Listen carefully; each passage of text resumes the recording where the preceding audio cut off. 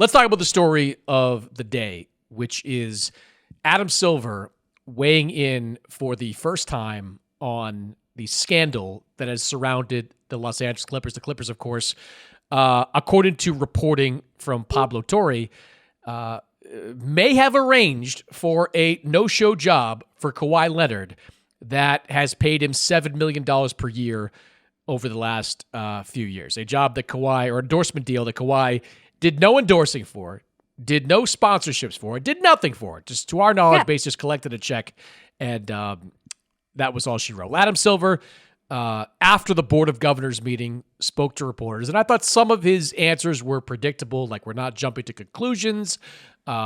This was the first I've heard of it. I don't even know what aspiration is. Like a lot of like, hey, I'm keeping my hands off, and we brought in, Wachtel and Reed. Remember them? Yeah. They're our chief investigative arm for things that we don't want to touch. So it's their problem now. We're going to deflect it off to them. You watched the presser. You were tweeting about the presser. What were your takeaways from this press conference?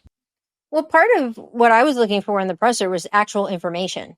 And unfortunately, I can't teleport, so I couldn't be in New York. I'm in LA right now and ask questions.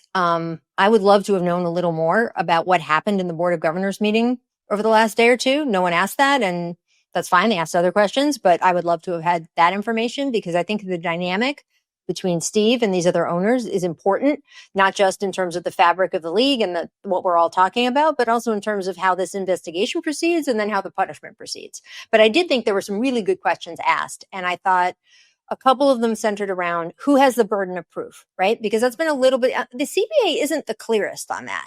No. And Adam said very definitively, we, the league, have the burden of proof. He said that specifically. He made the point of, if I was Steve Ballmer or Kawhi or any of the Clippers, I would want them to treat me as innocent until proven guilty, that sort of thing. The actual CBA is not as clear on that. And, all of us have been reading passages of the CBA we've never read before. But there is Article 13 and there's Article 23 and there's all this stuff. And there's some language about sort of the appearance of things and their room to sort of draw conclusions and the ability of the NBA or anyone investigating for them to draw conclusions.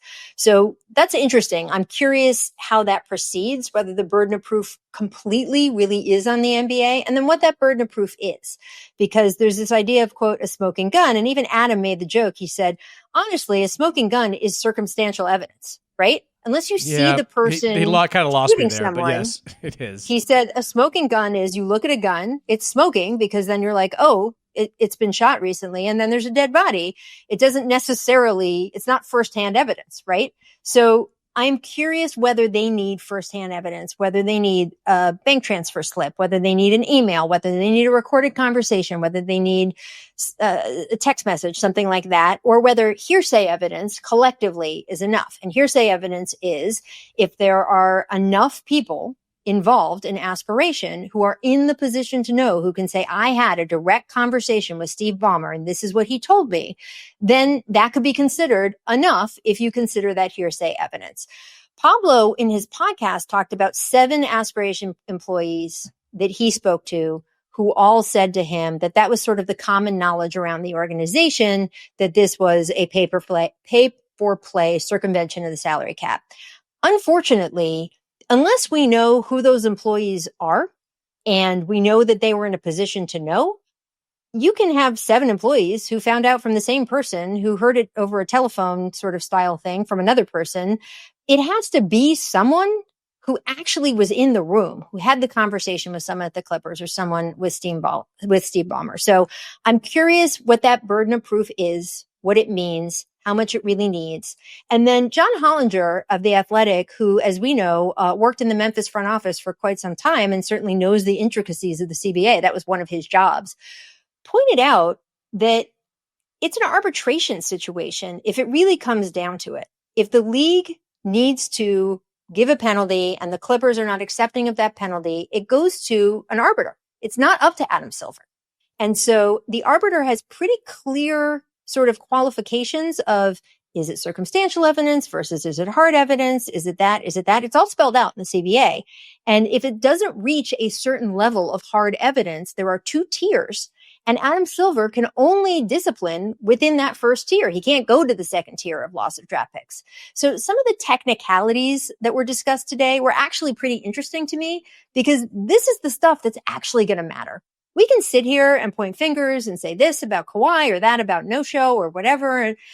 But the truth is, there is a hard investigation. There are things that will turn up or it won't. And then according to this official document that governs the NBA, somebody will be in the position to make a decision what is eligible for what penalties. And all of that is still to come, as Adam said. But I thought there were some interesting revelations today on that front of the hardcore practicalities of what's going to go on here. Well, I would say one thing. One of the things I jotted down as he was talking was him saying that we, the league, and look, the league is him in this situation, have broad authority to look at all the information and to weigh it accordingly. So how I interpreted his statement was, look, if we think that, or if we believe that they did this, we can punish them however the hell we want. We can bring down the proverbial hand of God on the LA Clippers, and there's not a damn thing anyone can do about it. Now, maybe the Clippers are protesting. Not what the CBA says. Right, Chris. right. There could be a push. Like there, and invariably there would be a pushback if the penalty is too severe and the Clippers didn't agree. That could lead to an arbitration. But as far as like implementing the initial punishment, the sentiment I got, or the sense I got from that press conference, was that Adam believes he can do whatever the hell he wants. I also get the sense that he is going to be looking for that proverbial smoking gun, that he's going to need real hard evidence in order to draw the conclusion that the Clippers were cheating. The quote he had was, "I would be reluctant to act if there was sort of a mere appearance of impropriety." Mere appearance was a really important part of that sentence. I thought that was a pretty interesting choice of words there. You know, Adam chooses words very carefully. So look, I talked to one ownership source who was not in the room, but was briefed after the Board of Governors meeting was finished. This source told me two things. Well, he said, one, we still think they were up to something, and two, we don't think that anything's going to come of it. Part of that is going to be, this person thinks, because there isn't going to be that email, that paper trail, that check that you were talking about there, that direct link that is incontrovertible evidence. The other is that maybe the NBA doesn't have the stomach for this fight. Like, maybe they don't want to go to war with the richest owner in the league and one of the richest people on this planet. Maybe they don't want to have this lead to a whole bunch of other, legal entanglements that could involve teams opening up their books or opening the floodgates for investigations into other things like this. There's just not a lot of faith that the NBA is going to dive deep, that the NBA is going to look at this, look whatever evidence this law firm presents them and say, this is enough. This is enough. I've got it. I'm going to punish. I'm going to give a Timberwolves type punishment, and that's the end of it. There's just not a belief from the people that I've talked to that that's ultimately going to happen. One thing that people keep coming back to, I've kept coming back to, is there is a line in the CBA about someone receiving a benefit that is not usual, not normal, right? And we can all agree that $28 million over 4 years to do nothing is not a usual benefit. In fact, it wouldn't be a usual benefit even if he was doing something. A shoe contract is, a $7 million a year shoe contract would be a big deal for one of these guys. So the idea that he was paid deal. $7 million, that's a good point there. Like huge. Like I don't even know if it's. I haven't checked this out yet, but like, what is Kawhi's New Balance deal? Do you think it's $7 million a year? Like, I don't know. That seems high. So how much does that factor in, right? And the Clippers can say, we didn't know anything about it. You can't sit here and pin it on us because we didn't know anything about it. Now, with the NCAA, years and years ago, when there were so many, before NIL, when there were so many of these sort of violations of, athletes showing up with Cadillacs and all this stuff, and it was boosters, and, there were different colleges that were penalized under the thought of you had the institutional obligation to know. Whether you knew or not, you had the institutional obligation to know. But the NBA has to be really careful here, because if you tell the Clippers, if you can't find evidence that the Clippers knew, but you're saying, look, this contract is totally unreasonable. You were at least partly, you were an investor in the organization, and you should have known something foggy was going on. You should have monitored this more. You should have been more aware. That can become problematic for the other owners. And I mentioned last time we talked about this, I don't know if all these other owners want to open up their books. If this really does get to an arbitration situation, Steve Ballmer's legal team, which by the way will be the best legal team in the country, I can promise you that, he can afford it, will be asking to, in discovery, open up all the other owners' books. Even if we don't get there, the idea that owners would then have the burden going forward to have to police player sponsorship contracts to see if there are improper looking benefits is something I don't think NBA owners want to get into. And I sure as hell know the NBA union is not going to want them to get into, because the NBA union is absolutely going to push back on the idea that a team owner gets to stick his or her nose in the business of their contract with a sponsor and start saying, no, that's too much. You're paying him too much. That is going to be a huge, larger issue. So there's just so many layers of this that not only have specific implications in terms of the investigation and some confusion still over what's the burden, what does this count as proof? And, the fact that he was paid this much to do nothing, shouldn't that be proof in and of itself? These are all layers we don't know yet. But the spin forward for the future of how open are the other owners willing to have their books be, and also how willing is the union and the other owners willing to sort of take on the responsibility of monitoring player endorsement contracts. I just think there is a whole Pandora's box here that the league is going to have to consider, and the owners and the board of governors and everyone else is going to have to consider as they go forward. Yeah. And I think there's going to be a lot of pressure once this investigation concludes on Adam, in the sense that, like, if he believes that something was up here, I think there's going to be a lot of pressure on him to act, because what the Clippers are accused of doing is everything that Adam has been trying to legislate against.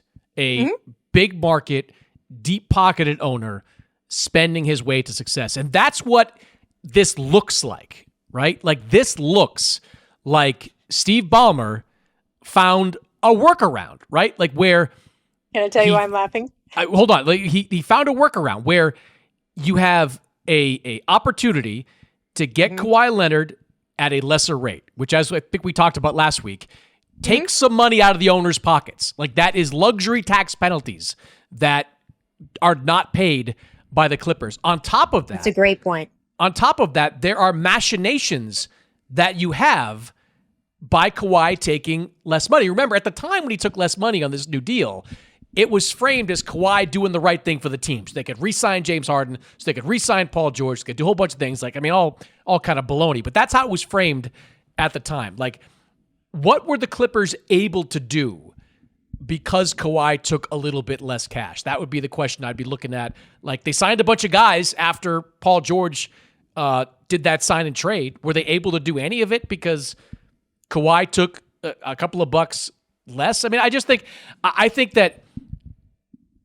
look, as we said, there's not going to be this smoking gun. There's not going to be an email. There's not going to be a direct We don't line. know. I mean, there could be. I just don't see, like, I mean, I don't see, like, Ballmer be like, thanks for the help, aspiration. Like, appreciate you. Or, like, any other high-ranking execs with the Clippers sending that type of email. But unless you can explain why this company was willing to give Kawhi Leonard, who is as marketable as cardboard, a $7 million per year paycheck to do zero, like, it's one of those, if it looks like a duck and it walks like a duck, it's got to be a duck. I don't disagree with you. I'm just going to play devil's advocate and say that if the Clippers maintain we knew nothing about this and there is no paper trail, or whatever the league considers the level, it rises to the level of what they consider appropriate evidence, the Clippers can say, it looks like a duck to us too. We just weren't involved. So there is sort of a hill that has to be climbed here that has to show the Clippers' involvement here. And what I would look at are a couple things. How much below market was that Kawhi contract? Because in my view, it was pretty much a max. I know it wasn't a max. It was below. Look, that's some money. This is what a couple of GMs have told me. Like that's money. Well, your point about the luxury tax, I think, is more convincing to me, is that it's not that it was the less number of dollars. It's what it kept the Clippers from paying other owners. And that's where I think you're absolutely making a point. There's a little bit of, he was injured at the time. I remember when he signed that contract, it did not feel to me in that moment as, oh man, Kawhi is being so generous. It felt to me as Kawhi Leonard is never leaving Los Angeles again. This is what I keep telling you. LeBron James does not want to leave Los Angeles. He can wear as many Cleveland baseball caps as he wants. He does not want to leave Los Angeles unless he is pushed out. Kawhi Leonard is even further down that road. Kawhi Leonard is from here.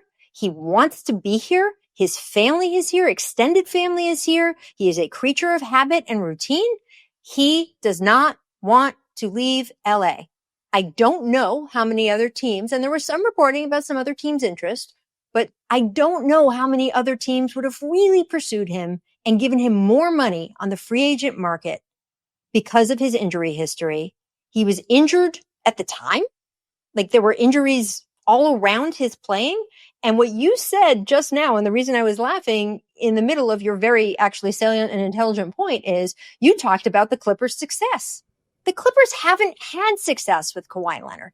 And there is a perception around the league when you do your rankings for the Western Conference, you are going to make the point in Sports Illustrated, I am sure, that Kawhi's health is such a question mark. You can only put them up so far. And any team willing to give such a huge chunk of their salary cap to Kawhi Leonard would have to consider his injury history, the fact that he mysteriously doesn't appear in games, that he's non-communicative with the team. He hasn't helped the Clippers. He hasn't. You cannot argue that Kawhi Leonard has been materially good for the Clippers. So even though I think the Clippers have been a good team at times during his being there, and I've actually thought, man, it's crazy they didn't get over this playoff series hump with this particular game, but they haven't. So I think all of these things are a soup of being taken into consideration, including the duck is definitely a duck. It walks like a duck. It is a duck. But whose duck is it? And who did it benefit? And this is going to be a question going forward. Cui bono? Who benefits? Did you see the story from Bruce Arthur in the Toronto Star? Oh, I did. What Kawhi was asking of the Raptors, according to Bruce, he wanted $10 million in sponsorships and a piece of the Toronto Maple Leafs. Yes. What a piece of the franchise. And a plane and a this and that. I've heard, but that was Mark Cuban's point, by the way. Mark Cuban, who went on Pablo's podcast, which I really admired. I like the fact that he was willing to go on and put his money where his mouth is because it's journalists. That's all that we want. Made the point. He said, who's the fulcrum of all of this? And Pablo at that point said, Steve Ballmer. And he goes, no.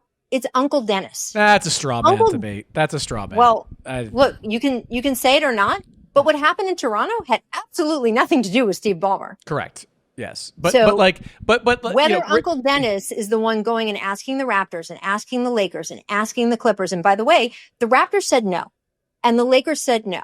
And at least what we know from a league thorough investigation is at that time when they signed him in 2019, the Clippers said no. We know people have the ability to say no to this man. We know it's happened. Just because he's asking for it doesn't mean that people are saying yes. So the question is, did the Aspire people say yes when the Clippers said no? Or did the Clippers help say yes and ask and help him and get it on the side? And that is what this investigation is going to tell, or hopefully going to tell, because that's really the question. The question isn't, did Uncle Dennis ask for this stuff? We know he did. Yes. It's the question of who said yes. Pointing the finger, though, at Uncle Dennis. Look, I don't think Uncle Dennis has done Kawhi any favors at any point in time during this process, or any of these processes. But, you've got kids. It's like, and I made this analogy with Bill Simmons earlier. It's like if your kid is tucked into bed at 9:00 at night, wakes up and is like, I want a Snickers bar. And then you give him the Snickers bar and he winds up staying awake all night long because he's got so much sugar in his system. Whose fault is it there? It's not the kid asking for the Snickers bar. because that's what they're supposed to do. They want it. They want what they want. Kawhi, Uncle Dennis, they wanted this piece of the franchise. They wanted this sponsorship deal. The point is, what if the kid's older brother gives him the Snickers bar? Well, now the parent doesn't know about it. I don't know I'm not. Well, now you're talking anyone. about degrees of it here. Yeah, you're. Well, I don't know. I'm not defending anyone. I think this looks as fishy as everyone else does. I am not sitting here and saying, how could this? Oh my God, Jacques Hughes. How could anybody possibly think something is wrong here? Right? Like, I absolutely think this looks ridiculous.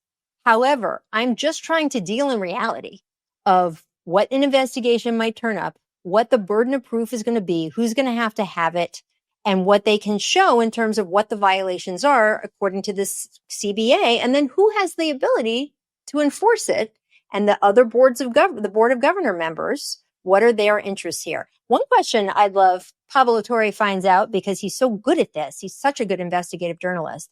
I'd like to know the other celebrities that had aspiration endorsements. There's been the video of, was it Robert Downey Jr. doing like a commercial that never aired or something, involving Aspire. There's names like Leonardo DiCaprio. There's what, 5 or 6 very famous names there.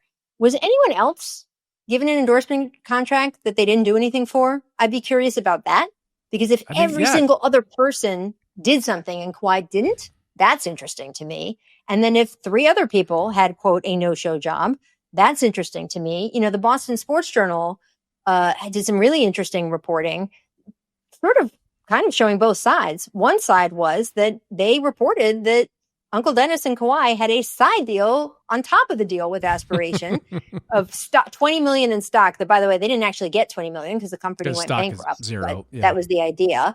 But it also, that same story had reporting of the same sources that gave them that stock deal. So if you believe that, you got to believe the other part of their sources, saying that it is not a, quote, no-show job if the company made a decision collectively not to use him because he was not, as you point out, a champion for the environment.